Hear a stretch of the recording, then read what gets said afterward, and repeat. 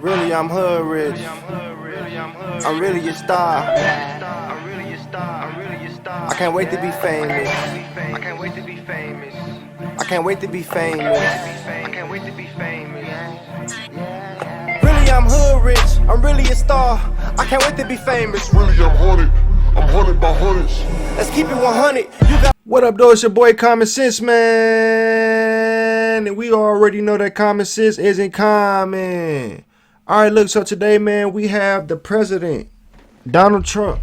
All right, with a public safety emergency call for Washington, D.C. Now, I'm bringing this to the people because, like always, I feel like when I see something that the people need to hear or see, it's my job or my duty to bring it to the people.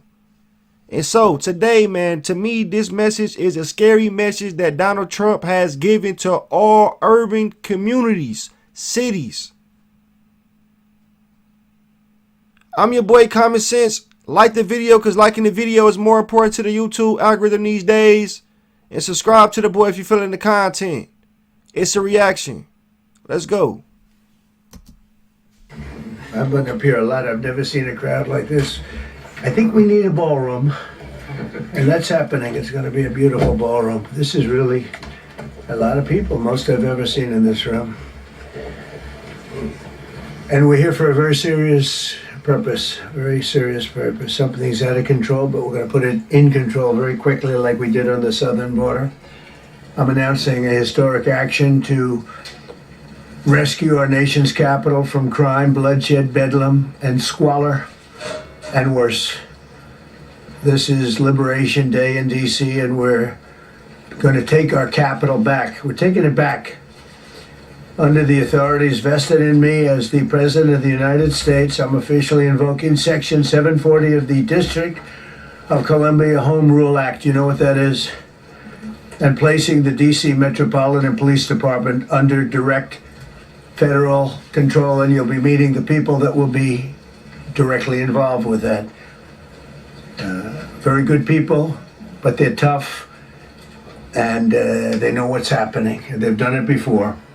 In addition, I'm deploying the National Guard to help reestablish law, order, and public safety in Washington, D.C., and they're going to be allowed to do their job properly. And you people are victims of it, too. You know, you're reporters, and I understand a lot of you tend to be on the liberal side, but you don't want to get mugged and raped and shot and killed. And you all know people and friends of yours that happened. And so you can be anything you want, but you want to have safety in the streets. You want to be able to leave your apartment or your house where you live and feel safe and go into a store to buy a newspaper or buy something. And you don't have that now. The murder rate in Washington today is higher than that of Bogota, Colombia, Mexico City, some of the places that you hear about as being the worst places on earth. Much higher. This is much higher. The number of car thefts has doubled over the past 5 years, and the number of carjackings has more than tripled. Murders in 2023 reached the highest rate probably ever. They say 25 years, but they don't know what that means because it just goes back 25 years. Can't be worse. Our capital city has been overtaken by violent gangs and bloodthirsty criminals, roving mobs of wild youth, drugged out maniacs and homeless people. And we're not going to let it happen anymore. We're not going to take it. Just like we did on our southern border. Nobody comes to our southern border anymore. 3 months in a row we had zero. I don't know if that's right, but the people that do the work, it's a very liberal group of people actually, and they actually said zero for the last 3 months. Nobody thought a thing like that was possible. And you know, when you take a look at numbers, I just saw some charts. These are different cities throughout the world. Red is okay. The red is a place called Washington, D.C. Look at these. Baghdad we doubled up on Baghdad. Panama City, Brasilia, San Jose, Costa Rica, Bogota, Colombia, heavy drugs. Mexico City, I mentioned, Lima, Peru, all double and triple what they are. So do you want to live in places like that? I don't think so. All right, now, so for the people that don't understand what Donald Trump is saying, and I feel like everybody or a lot of folks should be able to understand what this man is saying, because one thing that Donald Trump does do that I feel like the Democrat Party need to start doing is he talk very simple. He don't use big vocabulary words. He is very direct to where a third grade educational person could understand and get what he's saying. So, but for the people out there that don't really follow what he's actually saying is he's going to start cracking down on crime. All crimes. Murders, robberies, car thefts, all crimes. Drug dealing, and he's trying to even put homelessness, however you say that, if you homeless, that would be considered a crime. Now, he's starting this in Washington, D.C. And this is a real thing. This is not AI. This is not me telling you this is what I think he said. I heard he said. No, I actually saw the president have a press conference giving out a public safety emergency to Washington, D.C. The message is scary. This is the shit that my grandmother, your elders, was afraid of because they seen that this man had the balls to do what he wanted to do.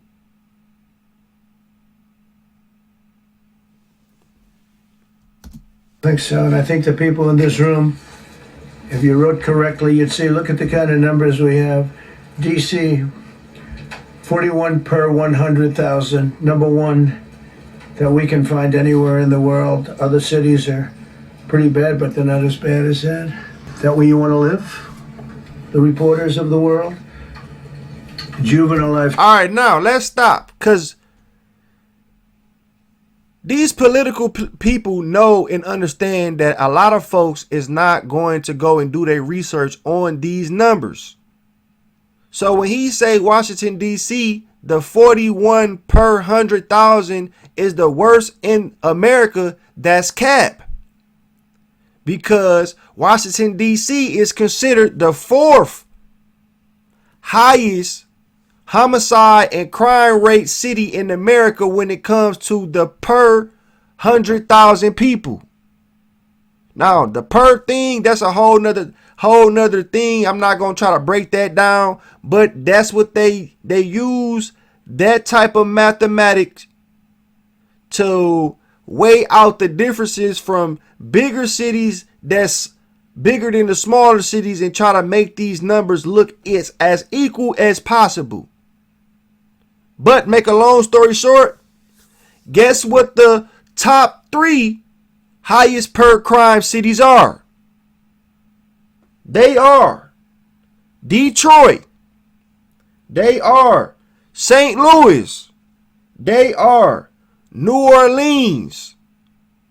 Now, the way that he's giving out this message, he's kind of like wording it in a way to where it needs to sound like an emergency, like him saying that the city is the top rank per crime, 100,000, however you want to say it. The highest rated when it came to the highest rated when crimes are being committed city in the world. And so he's trying to give a great excuse on why he's finna go so hard on what he's finna implement or is implementing in Washington, D.C. So those numbers that he giving is low-key bullshit. Especially if you really go and look at the research, you see that the crime rate in Washington, D.C. is actually decreasing. But if people don't go look at the numbers themselves, they would never know that. They would go off of what Donald Trump is saying, and he's saying it's at its highest, and that's cap because it's fourth. And he's saying that the numbers are very high, which they are high. Listen, these YNs is having the crime rates high. They definitely is high for sure, 100%. but they not as high as he's saying, and they actually making good improvement on the crime rates coming down. But this man is wording it as it need to be an emergency. Let's continue. And crimes against persons, as they say. It's getting worse. It's not getting better, worse. It's getting worse. And it is getting better. And we had a recent indication. There was a story about a man who was just left. He quit because he was asked to do phony numbers on crime. And we're going to look into that. I think Pam is going to be looking into that. But he was asked by the city, I guess, that we don't want to show the real numbers. Let me do numbers so it looks like it's going down. Not going down. And under Biden, it was a disaster. And nobody did. Now, look, what he just said, that he could be addressing what I seen on the internet, because I seen the numbers decreasing. But if he's saying somebody was paid or addressed to mess with the numbers or whatever, then this is what he might be talking about as they lying about the numbers. The true numbers is Washington, D.C. is the highest crime. But again, he's speaking a message to his people that he need to speak the message to get this shit done. To get the community or the world scared and to get them to an agreement of him doing something aggressively that he should not be doing as aggressively. I don't know if that makes sense, but use your sense. About it, we're going to do things about it like you wouldn't believe. Every American has a constitutional right to be able to access and petition their government in safety, and countless federal officials and employees likewise have the right to carry out their jobs in peace without being shot. As you know, I lost a very good person a while ago. Was shot waiting for his wife. He was in the car. They robbed his car. They shot him. They killed him like it was nothing to it. She was walking to the car. It's a horror show. This issue directly impacts the functioning of the federal government and is a threat to America. Really, it's a threat to our country. We have other cities also that are bad, very bad. You look at Chicago, how bad it is. You look at Los Angeles, how bad it is. We have other cities that are very bad. New York has a problem. And then you have, of course, Baltimore and Oakland. We don't even mention that anymore. They're so far gone. We're not going to let it happen. We're not going to lose our cities over this. And this will go further. We're starting very strongly with D.C., and we're going to clean it up real quick, very quickly, as they say. Days ago, a former member of the DOJ staff was savagely beaten by a band of roving thugs after defending a young woman from an attempted carjacking. He was left dripping in blood. He thought he was dead, with a broken nose and concussion. Can't believe that he's alive. He can't believe it. In June, a 21-year-old congressional intern was tragically killed after being hit by a stray bullet in a drive-by shooting. A former Trump administration official named Mike Gill, fantastic person, was murdered last year in cold blood in a carjacking blocks away from the White House. We all knew him. Great person. Waiting for his wife as she was walking to the car. A Democrat congressman was also carjacked at gunpoint not far from the Capitol. And in 2023, an aide to Senator Rand Paul was stabbed in the chest and head by a demented lunatic as he walked down the street, just absolutely for no reason. Horrifically, last July 4th weekend, a 3-year-old girl was shot in the head and killed while sitting in a car near the Capitol. It's becoming a situation of complete and total. Yeah. That shit making that noise like that. Lawlessness. And we're getting rid of the slums too. We have slums here. We're getting rid of them. I know it's not politically correct. You'll say, oh, so terrible. No, we're getting rid of the slums where they live. Caravans of mass youth rampage through city streets at... Hey, listen, man. When y'all hear the slums, what do you think about? When you listening to these listening to him talking about these inner cities, when he talk about the slums, what do you hear him saying? Because to me, he's talking about the hood. He's not talking about the suburbs. He's talking about the places where crime happens. The robberies, the killings, the stealings. To me, this is a call to black folks and anybody that stand in the poverty areas or neighborhoods. To me, this shit is going to start in Washington, D.C., just like he said.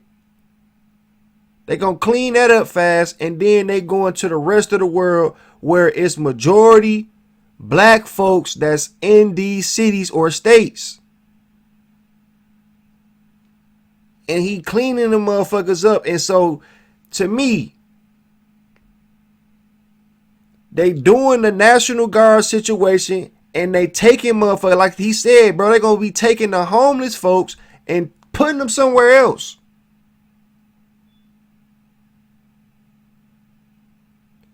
If inflation is so high right now, it's hard for people to pay for groceries, rent high as hell, everything is high. If they start laying people off their jobs, therefore, which would cause a whole bunch of people to possibly become homeless. Everyday people.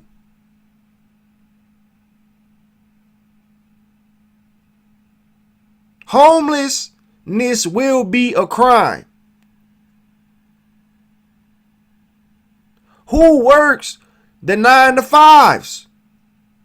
These same folks that is creating and our family members, shit. But these same folks that's doing the crimes. She gonna hit home. All times of the day, there are ATVs, motorbikes. They travel pretty well. Entire neighborhoods are now under emergency curfews.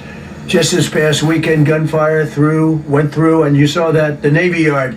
I saw it this morning. They saw that they fought back against. Well, see, they fight back until you knock the hell out of them, because it's the only language they understand. But they fought back against law enforcement last night, and they're not going to be fighting back. Hey, that's they speaker I've doing that. Instructed them and told them whatever happens, they love to spit in the face of the police as the police are standing up there in uniform. They're standing. That is not black folks right there. An inch away from their face, and then they start spitting in their face. A black person is not doing that. You tell them, you spit and we hit, and they can hit real hard. It's a disgusting thing. I've watched that for years, for 3-4 years. I've watched them. The police are standing, and they're told, don't do anything under any such. So and you can see they want to get at it. And they're standing there, and people are spitting in their face, and they're not allowed to do anything. But now they are allowed to do whatever the hell they want. This dire public. Now, that's even dangerous. Because the folks that's patrolling these neighborhoods, starting in Washington, D.C., he's giving them the right to do whatever they want to do. That within itself is even scary. Listen, the president, this man that have the type of influence that he have, the leadership role that he plays, you have thousands or even millions of police officers in these cities. Thousands, we're gonna go thousands of police officers in these cities. Some of these people are right, but some of these people are also crooked cops. So if with this man saying that they're going to be able to do whatever they want to do, it's going to be some folks that's going to abuse their power. That's inevitable. That's what happens when you give somebody a whole bunch of power. Again, this message is scary.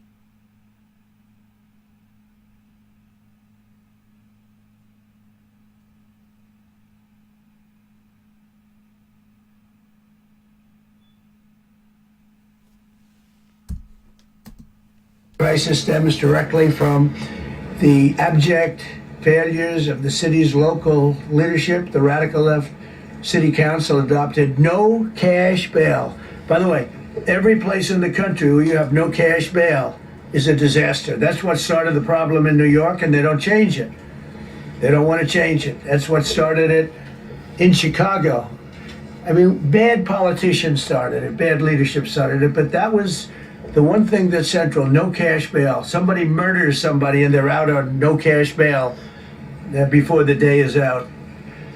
We're going to end that in Chicago. We're going to change the statute. I spoke with Pam and Todd and everybody. We're going to change the statute, and I'm going to have to get the Republicans to vote because the Democrats are weak on crime. Totally weak on crime. They don't know why. They want to stop because they get mugged too. But we're going to change no cash bail. We're going to change the statute and get rid of some of the other things. And we'll count on the Republicans in Congress and Senate to vote. We have the majority, so we'll vote. We don't have a big majority, but we've gotten everything, including the great, big, beautiful bill. Got that done, and that's one of the greatest things that's ever happened to people in this country. They're starting to figure it out, how good it is. Biggest tax cut in history. So many things. But we'll be able to... Hey, listen, man. The arrogance of this guy to say what he's going to get done before that shit even get passed is wild as hell to me. The big beautiful bill, bro, listen, the no tax on overtime thing, me personally have not seen that, and I worked the overtime shit. I was looking forward to that shit. Even though I didn't agree with the big beautiful bill, I didn't have no choice but to say fuck it. The big beautiful bill that has been passed. What's in that motherfucker that's good for me? Up the no tax on overtime because I do a lot of tax. Make a long story short, my job don't even know what the fuck they talking about. They be tripping at HR. But make a long story short, the no tax on overtime that's in the big beautiful bill, I have not benefited from as a working class man. So I don't know what he talking about. They starting to see it being worth something. He must be talking about big corporations or something. I don't know. But the arrogance of this guy. That done. So Todd, if you and Pam can draw up things working with the people, I'll get it passed. We'll get it passed with the Republicans. That's crazy. Probably won't get, think of this, probably won't get one Democrat vote because they have no idea what they're doing. That's why they want men playing in women's sports. That's why they want transgender for everybody transgender. And they've just got walloped in an election, in a landslide, and they haven't changed one thing. I saw the other day the certain gentleman who... Hey, listen, man, and I'm an independent. I go as an independent. I'm not a Republican. I'm not a fucking Democrat, right? This thing that he's talking about with the whole Democrat people wanting, the Democrat Party wanting other sexes to play in men playing in women's sports, that shit was wild. The Democrat Party definitely was doing a bunch of crazy shit that just did not make any sense. They was fucking up so bad that a bunch of Democrat people started turning Republican or Republican. Man, listen. So the moral of the story is this. And I'm finna say something that I know folks don't want to hear. My people don't want to hear. We have a lot of conversations about these YNs all the time, if we just being honest. We have conversations about the new YNs all the time. About how reckless they are. About them not having no respect for nobody. Moms, dads, parents, elder people. They don't care. Back in my time, bro, we cared about what our elders said. If they said pull your pants up, we pulled our pants up. Some of the most baddest kids or most the hardest criminals listened when they elders said pull their pants up. And back then, this is how I know I'm getting older, because I know I'm getting older because that same way them older people used to be like, pull your pants up, like they used to feel like they had to say it. I feel that shit when I see these young niggas or YNs wearing sweaters in the summertime with a poo shiesty. It feel like I need to tell this young man, hey, take that hoodie up, bro. It's hot outside. It's 98 degrees outside. What is you doing? But they cold-blooded, bro. And at the end of the day, if we being safe, if we being all the way honest, man, because I'm not no biased type of guy, bro. I say what I need to say. I see all sides. At the end of the day, man, something does need to happen to what's going on in the community because it's getting bad. And it's only going to get worse. I'm your boy Common Sense, man. Like the video because liking the video is more important to the YouTube algorithm these days. Subscribe to the boy if you felt the content. I'm doing what I always do, and I'm signing off. Peace.